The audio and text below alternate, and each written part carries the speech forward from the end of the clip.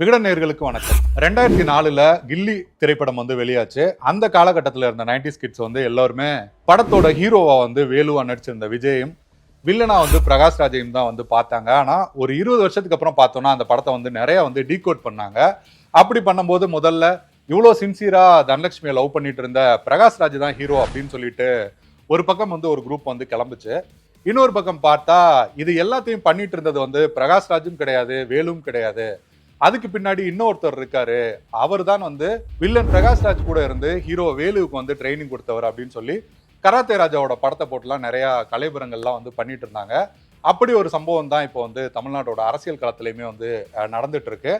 அதிமுகல என்னோட ஸ்லீப்பர் செல்கள் இருக்காங்க அப்படின்னு எல்லா இடத்துலையும் தொடர்ச்சியா டிடிவி தினகரன் சொல்லிட்டு வந்தாரு. அவங்க நேரம் வரும்போது வெளியில வருவாங்க, என்ன அதிமுக மீட்கிறதுக்கு உதவி பண்ணுவாங்க அப்படின்ற கருத்துக்களை தொடர்ச்சியா தினகரன் சொல்லிட்டே வந்தாரு. கடைசியில பாத்தீங்கன்னா ஒருவேளை எடப்பாடி பழனிசாமியோட ஸ்லீப்பர் செல்லா தான் டிடிவி தினகரன் இருப்பாரோ அப்படின்னு சொல்லி அமமுக தொண்டர்களே ரொம்ப ஷாக் ஆகிற அளவுக்கு ஒரு சம்பவம் தான் சமீபத்தில் நடந்திருக்கு. அந்த ஷாக்குக்கு பெரிய காரணங்கள் அப்படின்னு நம்ம பார்த்தோம்னா, ஒரு 2 மாசத்துக்கு முன்னாடி எடப்பாடி பழனிசாமியை முதல்வர் வேட்பாளரா நான் ஒரு காலம் ஏத்துக்க மாட்டேன் அப்படின்னு சொல்லிட்டு இருந்தவர். அது மட்டுமல்ல, அப்படி போறது அப்படின்றது தூக்கு போடுறதுக்கு சமம் அப்படின்னு சொல்லிட்டு இருந்த டிடிவி தினகரன் தேசிய ஜனநாயக கூட்டணியில இணைஞ்சிருக்காரு. அதனோட ரியாக்ஷன் அப்படின்னு நம்ம பார்த்தோம்னா, டிடிவி தினகரனோட ஒரு வலதுகரமாகவும் தென்மண்டலத்துல ஒரு முக்கியமான பொறுப்பாளராகவும் இருந்த மாணிக்கராஜா இன்னைக்கு கட்சியை விட்டு விலகி இருக்காரு. அவர் அமமுகவோட துணை பொதுச் செயலாளராகவும் இருக்காரு. அவர் கட்சியை விட்டு விலகி திமுகல இணைஞ்சிருக்காரு. அமமுக தொண்டர்களோட மனநிலை என்னவா இருக்கும் அப்படின்றத மாணிக்கராஜாவோட இந்த நகர்வுல இருந்தே நம்ம தெரிஞ்சுக்க முடியும். ஆனா அதையும் தாண்டி அமமுக தொண்டர்கள் இப்போதைக்கு அவங்க மனசுல என்ன நினைக்கிறாங்க அப்படின்றத பொலிட்டிக்கல் பல்ஸ் நிகழ்ச்சியில இன்னைக்கு நம்ம பார்க்க போறோம்.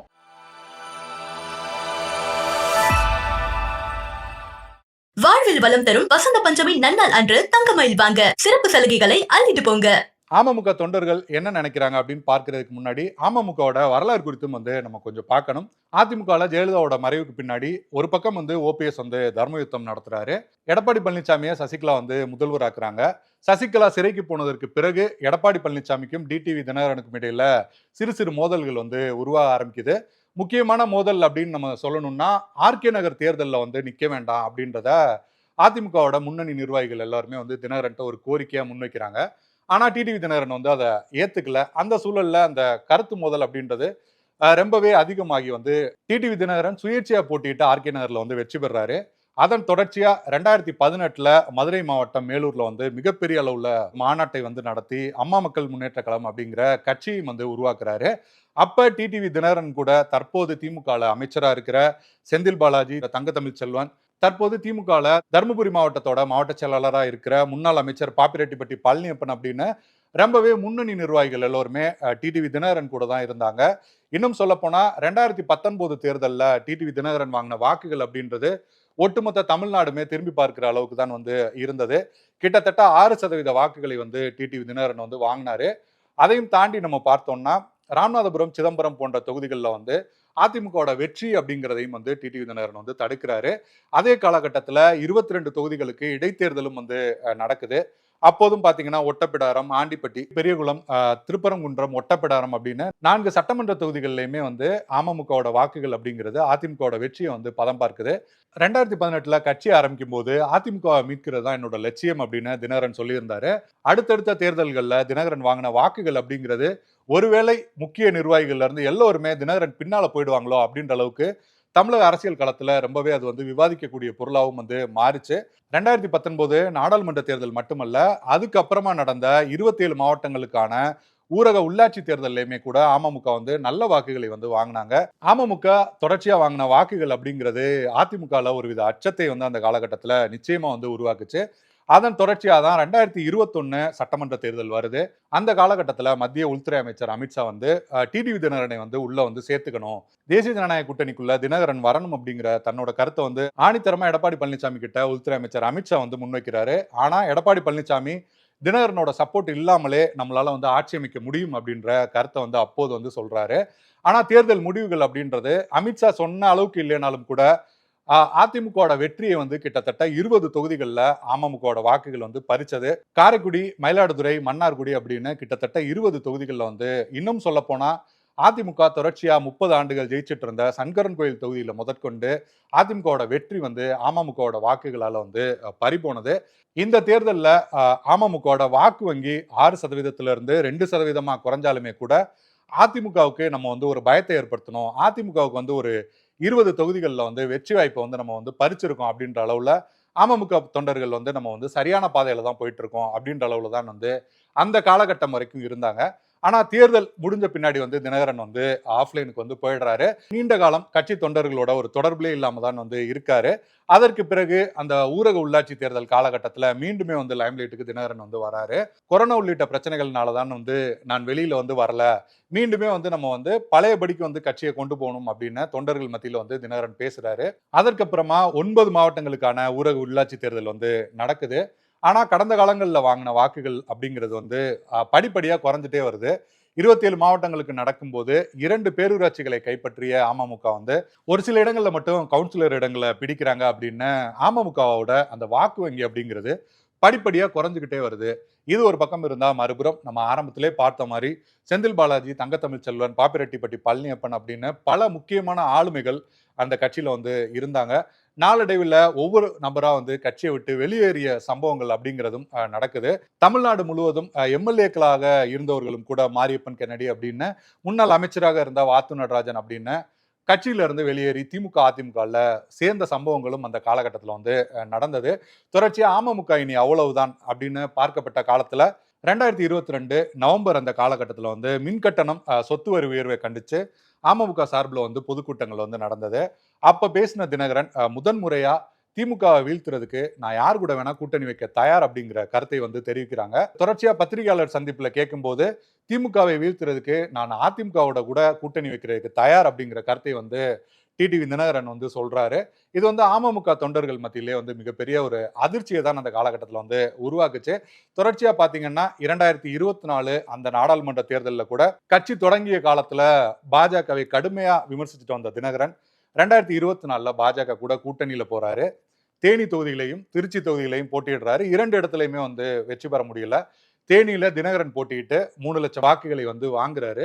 2024 தேர்தலில் அதிமுக தனியாகவும் தேசிய ஜனநாயக கூட்டணி தனியாகவும் வந்து போட்டியிடுறாங்க.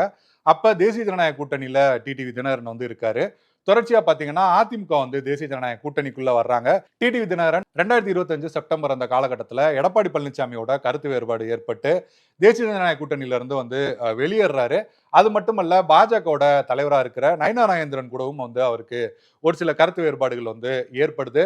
ஒரு சில கூட்டங்களுக்கு கூப்பிடல, போன் பண்ணா எடுக்கல அப்படின்னு ஒரு சில காரணங்களும் அப்போது வந்து சொல்லப்பட்டது. கூட்டணியை விட்டு வெளியேறாரு. கூட்டணியை விட்டு வெளியேறினதுக்கு அப்புறம் தினகரன் பேசிய பேச்சுக்கள் அப்படிங்கிறதான் தினகரன் மீது இப்போது அதிக அளவிலான அந்த விமர்சனங்களுக்கு வந்து காரணமாவே இருந்துருச்சு. இன்னும் சொல்ல போனா துரோகத்துக்கு யாருக்காவது நோபல் பரிசு கொடுக்கலாம்னா அதை வந்து எடப்பாடி பழனிசாமிக்கு வந்து கொடுக்கலாம் அப்படின்ற கடுமையான விமர்சனங்களை வந்து முன் வச்சாரு. 2026 எடப்பாடி பழனிசாமியோட துரோகத்துக்கு வந்து தீர்ப்பு எழுதப்படும். எடப்பாடி பழனிசாமிக்கு எப்போதுமே சிம்ம சொப்பனம் வந்து நான் தான். எடப்பாடி பழனிசாமி முதல்வர் வேட்பாளராக இருக்கிற கூட்டணியில நான் ஒருபோதும் சேர மாட்டேன். எடப்பாடி பழனிசாமியை நான் வந்து முதல்வர் வேட்பாளராக ஏத்துக்கிறதுக்கு தூக்குல அந்த அளவுக்கு வந்து கடுமையான விமர்சனங்களையுமே வந்து டிடிவி தினகரன் வந்து முன் வச்சாரு. ஆனால் சமீபத்தில் வந்து மீண்டுமே தேசிய ஜனநாயக கூட்டணியில வந்து டிடிவி தினகரன் இணைஞ்சிருக்காரு. எங்களுக்குள்ள இருக்கிறது வந்து பங்காளி சண்டை தான், விட்டு கொடுப்பவர்கள் வந்து கெட்டு போவதில்லை அப்படின்ற கருத்தையும் வந்து தெரிவிச்சிருக்காரு. டிடிவி தினகரன் தன்னோட அரசியல் சூழலுக்கு ஏற்ப கடுமையான விமர்சனங்களை முன் வச்சு தற்போது வந்து தேசிய ஜனநாயக கூட்டணியில இணைஞ்சு பயணிக்க வந்து முடிவு செஞ்சிருக்காரு. இது கட்சிக்குள்ள என்ன மாதிரியான தாக்கத்தை உண்டு பண்ணியிருக்கு அப்படின்னு நம்ம வந்து அமமுக வட்டாரத்துல பார்க்கும்போது நமக்கு வெளிப்படையா தெரிஞ்சது அப்படின்னா மாணிக்கராஜா நம்ம ஆரம்பத்திலே பார்த்த மாதிரி அவர் வந்து கட்சியை விட்டு வெளியேறி திமுகல வந்து இணைஞ்சிருக்காரு. தேசிய ஜனநாயக கூட்டணியில இருந்து வெளியில வரும்போதே வந்து இவ்வளவு நாள் வந்து நம்ம தலைவரை வந்து மதிக்காம இருந்தாங்க, தலைவர் வெளியில வந்துட்டாரு அப்படின்னு அமமுக தொண்டர்கள் ரொம்பவே உற்சாகமா இருந்தாங்க. அது மட்டுமல்ல, வெளியில வந்து தினகரன் வந்து விஜய் ஆதரிச்சு பல கருத்துக்களை வந்து பேசியிருந்தாரு. பெரும்பாலும் வந்து விஜய் கூட தான் வந்து கூட்டணி போக போறாரு தினகரன், அது போன்ற கருத்துக்களும் வந்து அப்போது வந்து சொல்லப்பட்டது. அந்த காலகட்டத்தில் அமமுக தொண்டர்கள் ரொம்பவே வந்து உற்சாகமாக தான் வந்து இருந்தாங்க. ஆனால் சமீபத்திய தினகரனோட முடிவு அப்படின்றது அமமுக தொண்டர்கள் மத்தியில் ஒரு கசப்பை ஏற்படுத்தி இருக்கு அப்படிங்கிறதான் நம்ம வந்து பார்க்க முடியுது. இன்னும் சொல்ல போனா 2021 சட்டமன்ற தேர்தல் காலகட்டத்தில் 6% இருந்த வாக்கு வங்கி அப்படிங்கிறது 2% குறைஞ்சதுக்கான முக்கியமான காரணம் அப்படின்னு நம்ம பார்த்தோம்னா அந்த காலகட்டத்துல பெரும்பாலான அமமுகவுக்கு வாக்களிச்சவங்க, அமமுக நிர்வாகிகளா இருந்தவங்க, அமமுகவோட வாக்காளர்களா சொல்லப்பட்ட முக்குளத்தோர் வாக்குகள் அப்படிங்கிறது அந்த காலகட்டத்துல அதிமுகவுக்கு போகல. குறிப்பா சொல்லணும்னா வன்னியர் இடஒதுக்கீடு உள்ளிட்ட பிரச்சனைகளால தென் மாவட்டங்கள்ல இருக்கிற முக்குளத்தோர் சமூக மக்கள் வந்து ரொம்பவே அதிருப்தியில இருந்தாங்க. ஆனா அதிருப்தியில இருந்த அந்த மக்கள் வந்து ஒரு சில இடங்கள்ல தினகரன் அமமுகவுக்கு வாக்களிச்சிருந்தாலுமே கூட பெரும்பாலான இடங்கள்ல வந்து திமுகவுக்கு தான் வந்து வாக்களிச்சதா அப்போது வந்து சொல்லப்பட்டது. காரணம், அதிமுகவை வீழ்த்தணும்னா நம்ம வந்து திமுக வேட்பாளருக்கு தான் வந்து வாக்களிக்கணும். அமமுக வேட்பாளர்கள் பலம் இல்லாத வேட்பாளர்கள் நிற்கிற இடத்துல வந்து நம்ம வாக்களிக்க கூடாது அப்படின்ற அந்த மனநிலையோட அமமுக நிர்வாகிகளா இருந்தவங்களும் சரி, அமமுகவோட வாக்காளர்களா இருந்தாங்க, இன்னும் வெளியில இருந்து அமமுகவை ஆதரிச்ச முக்குளத்தோர் சமூக மக்கள் அப்படின்னு அமமுகவோட வாக்கு வங்கி கிட்டத்தட்ட 4% வாக்கு வங்கி அப்படின்றது திமுகவுக்கு ஆதரவாகத்தான் போச்சு அப்படிங்கிறது தான் அரசியல் பார்வையாளர்களோட கருத்தாவும் வந்து இருந்தது. அதற்கு மதுரை, ராமநாதபுரம் உள்ளிட்ட தொகுதிகளில் 2019ல அமமுக வேட்பாளர்கள் வாங்கின வாக்குகள், அதை தாண்டி 2021ல அமமுக கூட்டணி அமமுக வேட்பாளர்கள் வாங்கின வாக்குகளை பார்த்தாலே அந்த வாக்குகள் திமுகவுக்கு தான் டிரான்ஸ்பர் ஆயிருக்கு அப்படின்ற விஷயங்களை வந்து நம்ம பார்க்க முடியும். அப்படி இந்த தேர்தலில் தாவேகாவோட கூட்டணி போனா நல்லா இருக்கும் அப்படிங்கிறது தான் பெரும்பாலான அமமுக தொண்டர்களோட கருத்தாகவும் இருந்தது. ஒரு பக்கம் ஆளுங்கட்சியா இருக்கிற திமுகவை எதிர்த்தும் நம்ம அரசியல் பண்ணலாம், இன்னொரு பக்கம் நம்மளோட துரோகி பங்காளி எடப்பாடி பழனிசாமி தலைமையில இருக்கிற அதிமுகவையும் வந்து பழிவாங்கலாம் அப்படின்னு ரொம்பவே உற்சாகமாக அமமுக தொண்டர்கள் இருந்ததை தான் வந்து பார்க்க முடிஞ்சது. சமீபத்துல டிடிவி தினகரன் தேசிய ஜனநாயக கூட்டணியில இணைஞ்சது அப்படின்றது மீண்டுமே ஒரு அதிருப்தியை தான் அமமுக தொண்டர்கள் நிர்வாகிகள் மத்தியில உருவாக்கி இருக்கு அப்படிங்கிற விஷயங்களை தான் நம்ம வந்து பார்க்க முடியுது. பலர் சமூக வலைதளங்கள்ல வந்து டிடிவி தினகரன் இந்த முடிவை வந்து எடுத்திருக்க கூடாது அப்படின்ற தங்களோட கருத்துக்களை வந்து பதிவு செஞ்சுட்டு இருக்காங்க. மறுபுறம் பார்த்தோம்னா ஒரு சிலர் ஆதரிச்சாலும் கூட அவங்களுமே ஒரு இக்கு வச்சுதான் ஆதரிக்கிறாங்க.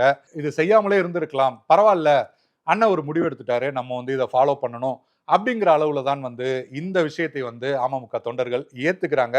அதையும் தாண்டி நம்ம பார்த்தோம்னா கிரவுண்ட்ல இதுவரைக்கும் எலியும் பூனையுமாக இருந்த அதிமுக அமமுக தொண்டர்கள் இணைஞ்சு எப்படி தேர்தல் வேலைகளை செய்வாங்க, இணைஞ்சு எப்படி அடுத்த கட்டத்தை நோக்கி போவாங்க அப்படிங்கிறதும் மிகப்பெரிய கேள்விக்குறியா இருக்கு. உதாரணத்துக்கு பார்த்தா பிரதமர் மோடி பங்கேற்ற மதுராந்தகம் கூட்டத்துல கூட அங்க இருக்கிற அதிமுக நிர்வாகி சிட்லப்பாக்கம் ராஜேந்திரன் டிடிவி தினகரனோட படமே இல்லாம தான் வந்து பிளெக்ஸே வந்து வச்சிருக்காரு. அப்படி பல இடங்கள்ல டிடிவி தினகரனை புறக்கணிக்கிற விஷயங்களையும் வந்து நம்ம பார்க்க முடியுது. இன்னுமே களத்துக்கு போகும்போது இதற்கு முன்பு அரசியல் களத்துல எலியும் பூனையுமாக இருந்தவர்கள் வந்து எப்படி மீண்டும் வந்து ஒன்று சேர்ந்து இந்த களத்துல வந்து பயணிக்க முடியும் அப்படிங்கிறது மிகப்பெரிய கேள்வி எழுப்பியிருக்கு. உதாரணத்துக்கு நம்ம பார்த்தோம்னா கூட இதுவரைக்கும் மாணிக்கராஜா அந்த பகுதிகளில் கடம்பூர் ராஜுவை எதிர்த்து தீவிரமாக அரசியல் வந்து செஞ்சுட்டு இருந்தாரு. 2021 தேர்தலில் அதனாலதான் வந்து டிடிவி தினகரனை தன்னோட ஏரியா பக்கத்துல இருக்கிற கோயில்பட்டி தொகுதிகளையுமே கடம்பூர் ராஜுக்கு எதிராக வந்து போட்டியிடவும் வச்சாரு. இப்ப அமமுக அதிமுக ஒன்றிணைந்த பட்சத்துல எப்படி அந்த கடம்பூர் ராஜுக்கு போய் வேலை செய்யறது அப்படின்ற கேள்வி அப்படிங்கிறது தான் மாணிக்கராஜாவை வந்து அமமுகல இருந்து வெளியேறி திமுக வந்து இணைய வச்சிருக்கு. அதையும் தாண்டி நம்ம பார்த்தோம்னா தேசிய ஜனநாயக கூட்டணியில டிடிவி தினகரனுக்கு 7ல இருந்து 9 சீட்டுகள் கொடுக்கப்பட வாய்ப்பு இருக்கு அப்படின்னு சொல்லப்படுது. அது தவிர ஒரு ராஜ்யசபா சீட் கொடுக்கலாம் அப்படிங்கிற விஷயங்களும் வந்து சொல்லப்படுது.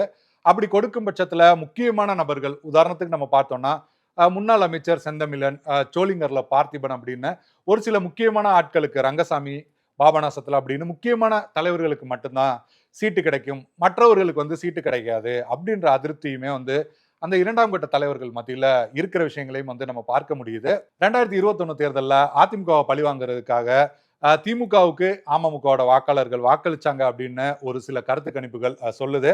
அதன்படி நம்ம பார்த்தோம்னா 2026 தேர்தலில் நாங்க பெரும்பாலும் இந்த முறை வந்து திமுகவுக்கும் போட மாட்டோம், தேசிய ஜனநாயக கூட்டணிக்கும் போட மாட்டோம், தாவேகாவுக்கு போட போறோம் அப்படின்ற குரல்களும் பெருவாரியான இடங்கள்ல வந்து வந்துட்டு இருக்கு.